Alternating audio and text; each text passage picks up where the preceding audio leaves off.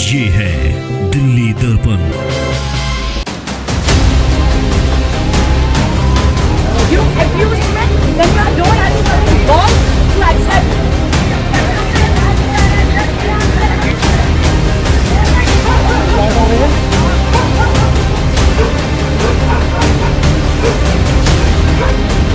जो एमसीडी ने ये काम करना था कि सारे पार्कों की फेंसिंग का एक आया जाए ताकि कम से कम कुत्ते जो हैं पार्कों में ना जाएं, लेकिन इसमें जितने दोषी सरकारी महकमे उससे ज़्यादा दोषी शायद रेजिडेंट्स हैं। जो लोग तो डॉग लवर हैं वो तो बच जाएंगे, दूसरा कोई निकलेगा अनजान आदमी उसको वो काट लेते हैं।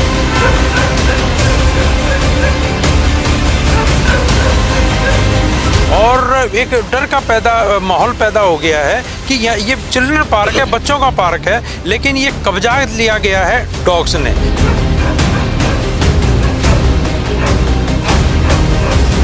कि रेबीज़ और एंटी रेबीज़ से इतनी डेथ केसेस हो चुकी हैं, ये ऐसा नहीं कि ये कोई एच ब्लॉक पार्क की समस्या है, ये तमाम अशोक विहार और दिल्ली की समस्या है।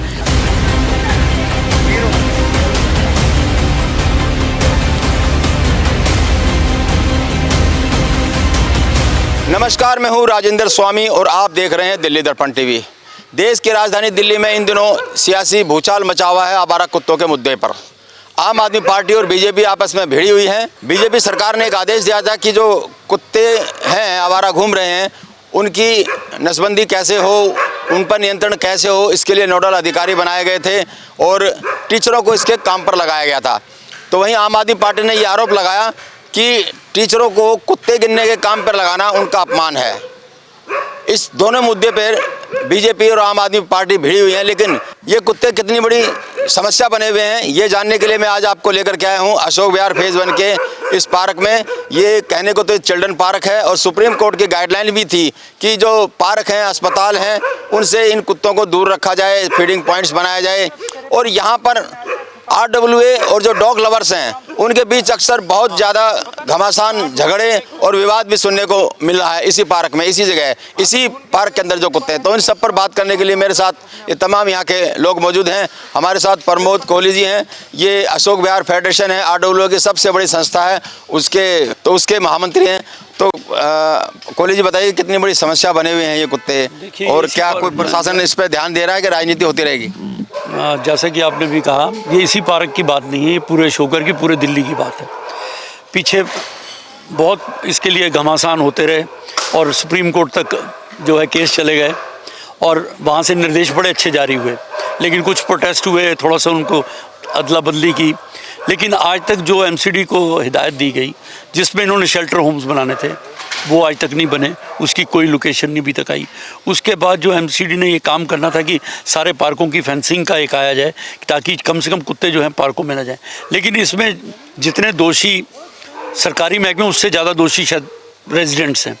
वो बिल्कुल इस बात को नहीं मानते। जो यहाँ पर जो भी अपने पेट लेके चलते हैं या स्ट्रे डॉग्स को खिलाते हैं वो पार्कों के अंदर खाना डालते हैं और कोई फीडिंग पॉइंट नहीं है। जो फीडिंग पॉइंट्स की भी बात की गई थी कि एमसीडी द्वारा फीडिंग पॉइंट निर्धारित किए जाएंगे कि कहाँ कहाँ आप इनको खिला सकते हैं। आप देखिए जो पर्टिकुलर लेन के या पर्टिकुलर रोड के जो डॉग्स हैं, स्ट्रे डॉग्स, वो दूसरी लेन में नहीं जाएंगे, उनको आपस में ही एक दूसरे को मार देंगे। वो तो वहीं पे बनने हैं और हर किसी के घर के आगे एक एक फीडिंग पॉइंट बनाना, तो बात तो वहीं आ गई कि आपके लेन्स में वहीं के वहीं आप करा रहे हैं। जो लोग तो डॉग लवर हैं वो तो बच जाएंगे, दूसरा कोई निकलेगा अनजान आदमी उसको वो काट लेते हैं।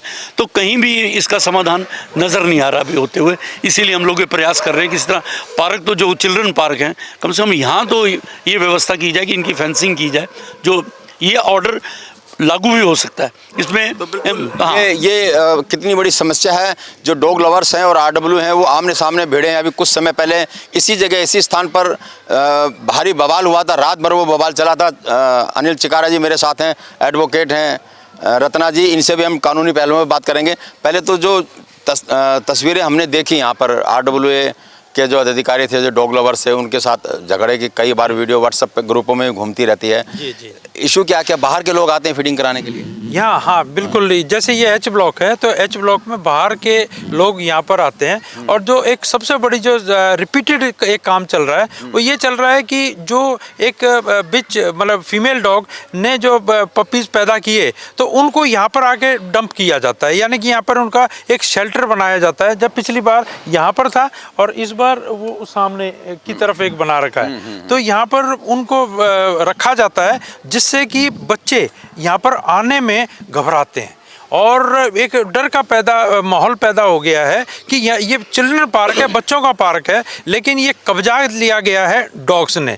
और फिर डॉग्स लवर इसको लगातार फीडिंग करते हैं। यदि हम किसी को कहते हैं कि जी आप यहाँ पर फीडिंग मत कराएं, क्योंकि चिल्ड्रन पार्क में फीडिंग करना तो इस सुप्रीम कोर्ट के कानून से पहले से ही बंद था, और उन्होंने तो इस बार स्ट्रिक्टली कह दिया है कि चिल्ड्रन पार्क की दीवारें बनाई जाएं और उसकी फेंसिंग की जाए and they should not enter into the children park. लेकिन फिर भी हमारे जो एनजीओज हैं, जो डॉग लवर्स हैं, वो बहुत अधिक दबाव डालते हैं और इस वाले पार्क में तो दूसरे ब्लॉकों के भी लोग दूसरे बाहर के डॉग्स को लाकर यहाँ पर उनका फीडिंग करते हैं। आप शिकायत करते होंगे पुलिस को, एमसीडी को, प्रशासन को, तो जी तो क्या रिस्पांस मिलता है आपको?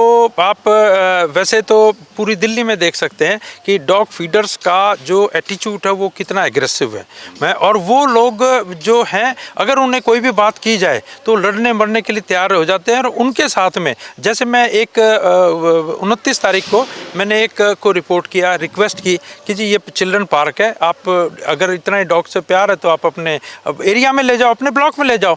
तो फिर उन्होंने मेरी कुछ ऐसे कंप्लेंट की कि मेरे पास अगले दिन मेरा ख्याल है 10-12 ऐसी कॉल्स आई हैं for threatening me, intimidating me, कि आपने how dare you have embarrassed our dog lovers. I mean ये वाली एक स्थिति आ चुकी है कि पूरे डर कुत्तों के साथ भी है और उनको जो फीडर्स हैं उनका जो एग्रेशन है वो भी एक बड़ी समस्या बन चुकी है। चलिए थोड़ा सा रत्ना जी से बात करते हैं, एडवोकेट हैं, फेडरेशन से जुड़ी हैं और इन सब जो लीगल तमाम फेडरेशन के मामले उनको देखते हैं।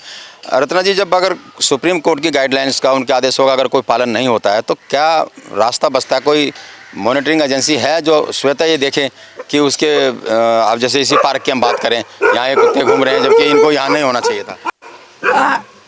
नमस्कार राजेंद्र जी, ऐसी कोई मॉनिटरिंग एजेंसी अभी बन नहीं पाई क्योंकि जो गाइडलाइंस बनाने के लिए जो बात की गई थी वो काफ़ी कम्बरसम है। और जो उन्होंने कहा शेल्टर होम बनाओ, उस पर भी जो डॉग लवर्स थे वो आ गए कि यहाँ पर इनको साफ़ कौन करेगा, इनको क्लीन कौन करेगा, हज़ारों डॉग कहाँ रखे जाएंगे दिल्ली में, जहाँ पे ये डॉग रखे जाएंगे वहाँ पे बहुत दिक्कत होगी।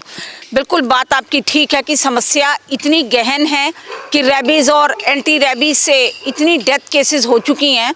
ये ऐसा नहीं कि ये कोई एच ब्लॉक पार्क की समस्या है, ये तमाम अशोक विहार और दिल्ली की समस्या है। मैं केडी ब्लॉक में रहती हूँ, वहाँ पे 2 फैमिलीज़ हैं, नाम नहीं ले सकती मैं, वो डॉग लवर्स हैं। और अगर वहाँ पे जो हमारे यहाँ 4 डॉग्स हैं वो चले गए थे, बड़ी मुश्किल से एमसीडी से उठवाए, उन्होंने एफआईआर और कंप्लेंट करा कर आकर उन डॉग्स को वापस ले लिया। और प्रावधान, कानून में प्रावधान ये है कि अगर डॉग ने आपको काटा है तो पनिशमेंट आपकी है। क्यों? जरूर आपने डॉग को कुछ कहा होगा, इसीलिए डॉग आपको काट रहा है। तो कानून में एमसीडी भी हाथ बंधे हुए हैं, एमसीडी भी इन डॉग्स को उठा के नहीं ले जा सकती। मैक्सिमम वो स्टेरलाइज कर उनको दूसरे इलाके में छोड़ देगी, दूसरे डॉग आपके यहाँ आ जाएंगे। तो समस्या तो यूं की यूं बनी है, कोई नोडल एजेंसी फिलहाल इसमें कुछ भी कर नहीं पा रही है राजेंद्र जी। लेकिन एक आम आदमी की भी तो सुरक्षा का सवाल है, उसकी भी तो स्वतंत्रता कहीं ना कहीं बाधित होती है, मानव अधिकार भी कुछ होते हैं। इसको लेकर के क्या कोई कोर्ट में गया है या जाना चाहिए? किस तरह से देखते हैं इसको लेकर? जब लोग सुप्रीम कोर्ट में गए थे तो ऑनरेबल सुप्रीम कोर्ट ने बहुत ही अच्छा फैसला दिया था, मगर उस फैसले को इम्प्लीमेंट करने से पहले डॉग लवर्स ने जो जंतर मंतर पर किया, उनको वो अपने फैसले को थोड़ा सा मॉडिफाई करना पड़ा। जो मॉडिफाइड फैसला है वो जिस तरह की वो गणना है, उनके जो शेल्टर होम्स हैं, उनकी मेंटेनेंस है, उनकी अपकीप है, वो इतना एक हरक्यूलस टास्क है कि वो आसान नहीं है, उसको करने में कई साल लगेंगे। और बात रही सुरक्षा की, तो बच्चों के साथ साथ बड़ों की, बुजुर्गों की, डॉग तो जिसको भी काटेगा, ये रेबीज़ के भी ये इन्फेक्टेड होते हैं। तो रेबीज़ की अगर कहानी सुनी जाए तो हज़ारों मौतें इस पर हो चुकी हैं। सुप्रीम कोर्ट ने सतत संज्ञान लिया था, मगर इस पर कोई हल अभी तक निकला नहीं और समझ नहीं आ रहा। इसमें तो सभी को सामने आना होगा। ऐसा नहीं है कि जो डॉग लवर्स हैं उनको कभी डॉग काट नहीं सकता, पालतू डॉग भी काट सकता है।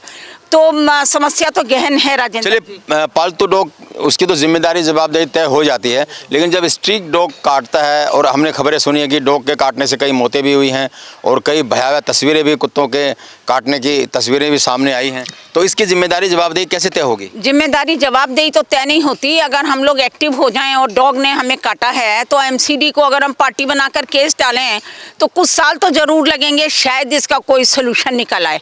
और जहाँ तक सवाल है फीडिंग का, तो फीडिंग बैन है। अगर आपका नियम ये है कि अगर आप फीडिंग करेंगे, तो अगर आप फीडिंग करेंगे और जो डॉग को फीडिंग आप कर रहे हैं वो जो डर्ट करेगा वो साफ़ करने की जिम्मेदारी आपकी है, अदरवाइज जुर्माना है। हम लोग एक्टिव नहीं हैं। जो फीडिंग तो हम लोग डेली देखते हैं, बट ये रिपोर्ट करने की हिम्मत हम लोग भी नहीं करते क्योंकि उसी कॉलोनी में सबको रहना है। तो हम लोगों की कुछ मजबूरियां कह लीजिए या नेग्लिजेंसीज कह लीजिए, जिसकी वजह से ये डॉग लवर बढ़ते जा रहे हैं। और कानून का इनको प्रोटेक्शन कानून का नहीं है, इनको प्रोटेक्शन है एनजीओज़ का। जो पुरानी एनजीओज़ जो चली आ रही हैं वो 1 मिनट में आ जाते हैं एफआईआर कराने के लिए। फिर वो कहते हैं आपका बिहेवियर देखेंगे और अगर आपका बिहेवियर ठीक है तो हम ये कंप्लेंट वापस लेंगे, नहीं तो एफआईआर करेंगे। ये मामले रोज देखने के लिए मिल रहे हैं। चलिए, तो कितनी बड़ी समस्या थोड़ा जानते हैं, आपके याददाश्त में भी कुछ आता है, किस तरह कितनी बड़ी समस्या है? मैं भी यहीं आता हूँ, मेरे मित्र हैं, इनसे कभी कभी मिलने आता हूँ तो देखता हूँ कि यहाँ पे कुत्ते जो हैं कि हम झपट पड़ते हैं। और यहाँ देखता हूँ जब भी हम कभी यहाँ आते हैं, यहाँ पार्क में देखते हैं, मिलने जुलने के लिए आते हैं, तो यहाँ बहुत बड़ी समस्या है। फिर क्या है कि हम अपने क्षेत्र में रहते हैं, हमारे यहाँ बच्चे नौकरी करते हैं, उनकी नाइट ड्यूटी होती है, कभी रात को आते हैं तो ढेर सारे कुत्ते झपट पड़ते हैं उसके ऊपर। तो ये परेशानी है सबके सामने। डर तो लगता है। हाँ, डर लगता है। और हमारी जो घर की महिलाएं हैं और जो बच्चे हैं, मतलब घर से बहुत सोच समझ के निकलते हैं, तो ये परेशानी आती है। बुजुर्ग लोग हैं, एकदम झपटा मार लेते हैं, काट लेते हैं, काट के भाग जाते हैं। तो उससे क्या होता है कि सब लोग दहशत में आ जाते हैं। तो दहशत का माहौल बना हुआ है। अब प्रशासन कोई काम नहीं करता, सीधी सी बात है। यहाँ पे कोई काम नहीं कर रहा, सब अपने बैठे हुए आराम से। यहाँ पे लोग परेशान हो रहे हैं। जितने आरडब्ल्यू वाले हैं वो बेचारे कुछ करते हैं तो डॉग लवर जो उनके ऊपर जो हावी हो जाते हैं। तो ये थोड़ा सा आप कुछ कहना चाहेंगे? भी सरकार ने कुत्तों की गिनती का भी काम और उसको स्टरलाइज करने का काम या उन पर नियंत्रण के लिए कुछ सोचा है? इस तरह की खबरें अखबारों में आ रही हैं, चैनलों में आ रही हैं, रोज़ खबरें हम देख रहे हैं कि कुत्तों के ऊपर आम आदमी पार्टी आमने सामने भिड़ी हुई टीचरों को जहाँ काम पे लगाया गया वो उसका बता रहे हैं। मेरे हिसाब से तो कुछ काम हो नहीं रहा है बिल्कुल। देखा मैंने, खाली कागजी कार्रवाई होती है, कुछ काम करने कोई काम नहीं करता, खाली कुछ नहीं करते, काम ही है, कुछ नहीं करते। तो देखो जी, सबसे बड़ी बात ये है, सबसे पहली बात है इसकी पॉपुलेशन कंट्रोल होनी चाहिए। जब तक वो कंट्रोल नहीं होगी, एक बार में वो 6 बच्चे देती है। अगर हमने उन्हें पाल लिया तो 6 हो गए, अगले 6 महीने बाद फिर वो बच्चे देंगे, तो 6 से 6 और डिवाइड कर तो 36 हो गए। तो जब तक वो कंट्रोल नहीं होंगे तो ये सबसे बड़ी समस्या बनी रहेगी। आज आबादी के चक्कर में गाड़ियाँ इतनी बढ़ गई हैं, पोल्यूशन बढ़ गया है, उस तरह किसी का ध्यान नहीं है, कुत्तों के पीछे ज़्यादा लगे हुए हैं। मगर उसका कंट्रोल यही है कि स्टरलाइज हो और उनको थोड़ा अवॉइड करा जाए, बस। चलिए, तो ये थे यहाँ के लोग। ऊपर सत्ता पर लोग आपस में भिड़े हुए हैं, लेकिन ज़मीनी हकीकत पे कितनी दिक्कतें यहाँ आती है। हालांकि बेजुबान है, रहने का हक इनका भी है, इनकी व्यवस्था करने की जिम्मेदारी भी सरकारों की है। लेकिन व्यवस्था हो, लेकिन ये स्थानीय लोगों के लिए, बच्चों के लिए, महिलाओं के लिए, बुजुर्गों के लिए समस्या न बने, उनके लिए खतरा न बने, इसका भी ध्यान रखना बड़ा ज़रूरी है। तो ये थी यहाँ अशोक विहार फेज़ 1 से हमारी रिपोर्ट। और भी किसी इलाके में जाएंगे और इस समस्या को हम लगातार उठाने की कोशिश करेंगे। राजेंद्र स्वामी, दिल्ली दर्पण टीवी। लेटेस्ट खबरों के लिए सब्सक्राइब करें हमारा YouTube चैनल या फिर लॉग ऑन करें www.delhidarpantv.com। खबरों की कवरेज और विज्ञापनों के लिए संपर्क करें।